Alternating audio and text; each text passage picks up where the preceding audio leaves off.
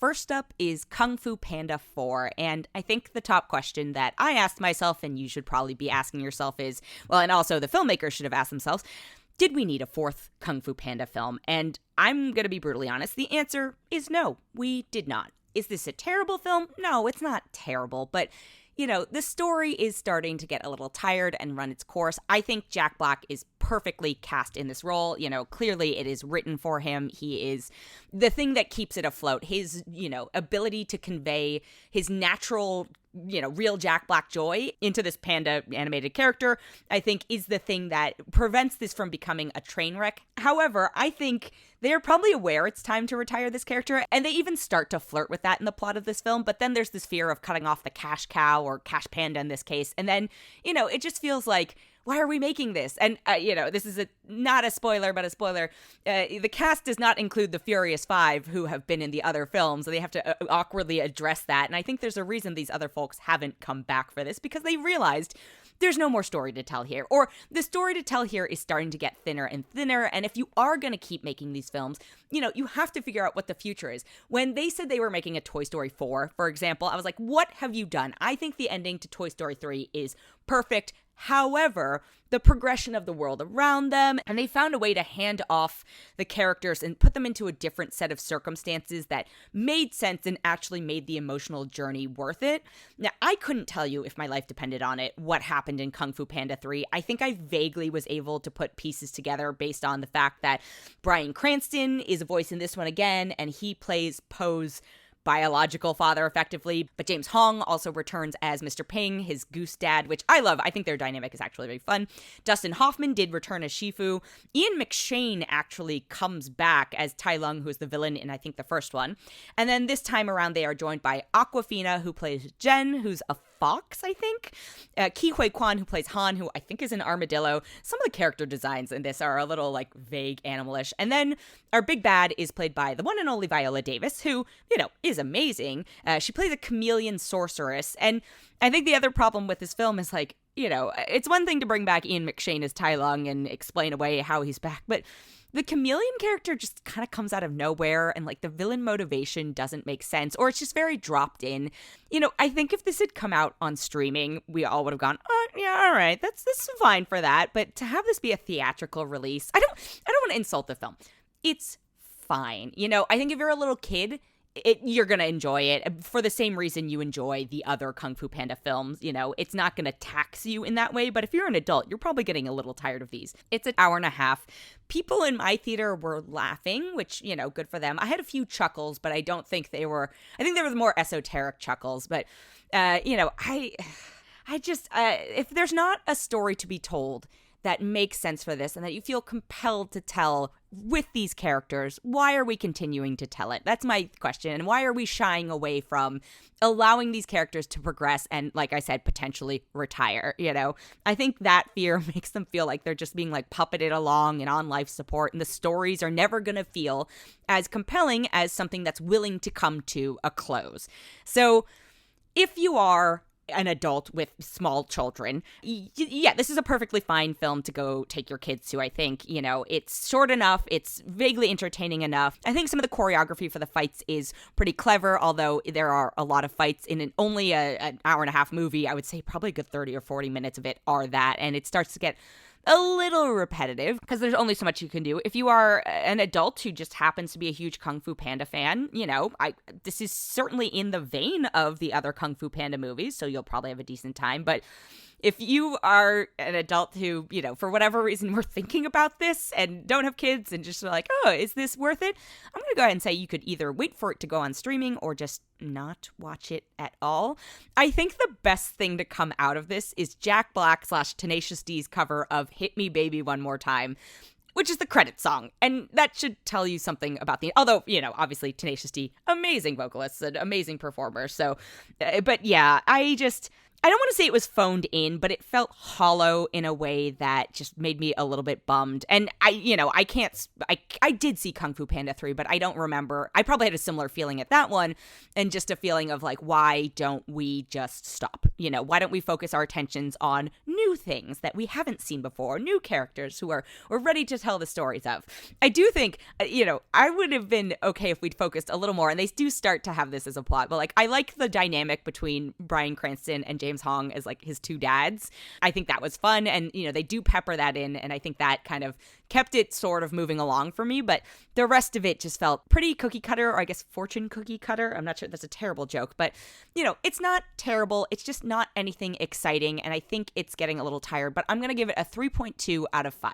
The next thing I have this week is called Damsel, and it's a new Netflix original film, and I'm pretty vocal about being wary of these Netflix movie of the week. It's tough, but this one has Millie Bobby Brown, who I do think has been in some pretty decent entries into this Netflix universe. I thought Enola Holmes is good, even the second one was fine, and so I was like, okay. And it's also the writer-director of 28 Weeks Later, which is that sort of unexpected kind of pairing for the two of them. So I was like, yeah, all right, I'll give it a chance. Also, it has Angela Bassett, Robin Wright, and Ray Winstone, and I'm going to, give you a caveat. I'm not going to call it a spoiler, but I'm going to give you a caveat that the rest of them are generally speaking, glorified cameos. So if you're prepared to watch for them, don't, because that's not what it's about. I like that Millie Bobby Brown is getting involved in these sort of flipping, gender role flipping, etc. films. The story of Damsel is basically, this young princess? I don't think she's a princess. Yeah, this young girl basically agrees to marry a prince because her kingdom is in dire need, and it's financially advantageous for her to get married off, so she agrees to it. And then they find out, and this happens in the first few minutes, that she's a sacrifice to a fire-breathing dragon that lives in a cave. Voiced by Shora Agdashulu, which, good get there. The animation on the dragon isn't terrible, actually. The CG on everything else, though, is pretty bad.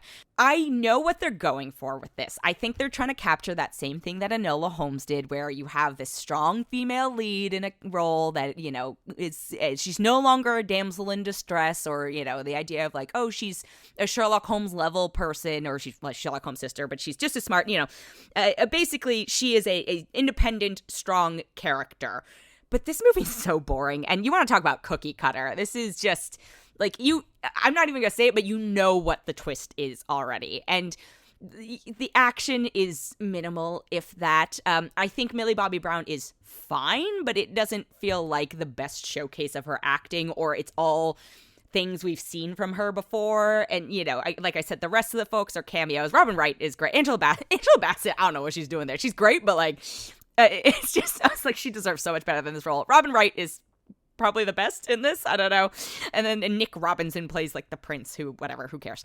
Yeah, I gave it a chance. I think maybe if you're like a huge Millie Bobby Brown fan and probably on the younger side, maybe you'll enjoy this film. But if you are anybody outside of that demographic, I'm going to say go ahead and save your time and energy. I won't even say money, because you already subscribe to Netflix if you're watching this, but this is a 2 out of 5 for me, and I think that's being generous. The last film I have this week is called Ricky Stanicky, and yes, I know that does not sound like a real movie title, and it's just, oh man, the things I will do to support John Cena, who does not need my support, but I'm just a big John Cena fan.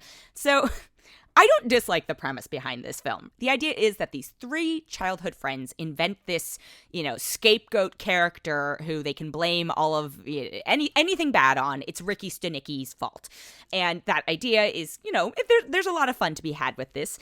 This is directed by Peter Farrelly, who I'd like to remind you directed the Oscar-winning Green Book, which I have beef with the fact that won an Oscar. But he's also, there's something about Mary, Dumb and Dumber, Kingpin. Peter Farrelly knows comedy. I also think John Cena is very funny. I think he is excellent in comedic roles. It has Zac Efron, it has Jermaine Fowler, Andrew Santino, Jeff Ross, William H. Macy. So I was like, okay, I'm willing to give this a chance. It looks funny enough. And then, of course, childhood friends have this character who they continue to use into their adult lives. And then finally, the jig is up and they need this person to materialize. So they hire an actor who is John Cena's character to play Ricky Stanicky. And then there are unintended consequences. And, if you've seen the trailers for this, you get to see John Cena in all these like absurd costumes, or if you've seen any of that stuff involved in it, you see him in all these absurd costumes and all that stuff. That part, it's very gimmicky and it's funny. It feels more like an SNL bit than part of a plot, but they definitely try and milk that a lot. I think this is a okay background watch because at a certain point I had to turn my brain off, and so I was not gonna lie, I was multitasking. It's trying to strike this balance of earnest, funny, and also vulgar. And it's really hard to do that, and I don't think it succeeds. But it's trying, and there are occasional moments where it shines through in one of those three pillars, but the triforce of that is just, it doesn't quite work. I'm going to go ahead and guess that the memes and like the behind the scenes footage of this film are going to way outlive any impact this film has on society. I didn't have a terrible time watching it, but it's also because I just started doing other things during, but I did have it on and I did pay enough attention to it. I could tell you what happens. I'm not going to, just in case you feel like watching it. But, you know, if you want to just really turn your brain off, this could work. You know, I'm not saying it's good, but if you are really just desperate to do that, I'm not going to say don't, but I'm not going to say do. That's where I will do it. If you are a super fan of John Cena, like I am somehow, you know, if you want to support him, it's a choice. You know,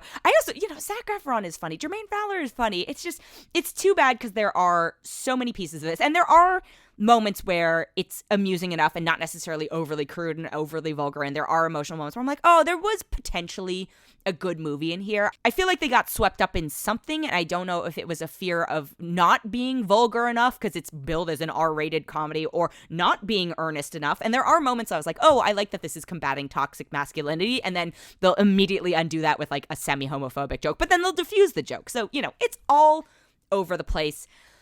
It's exactly what it appears to be. It's nothing more, it's nothing less. So, you know, if you want to risk it, that is up to you. I'm going to give it a 2.3 out of 5. Probably being a little bit generous, but, you know, it was what it was.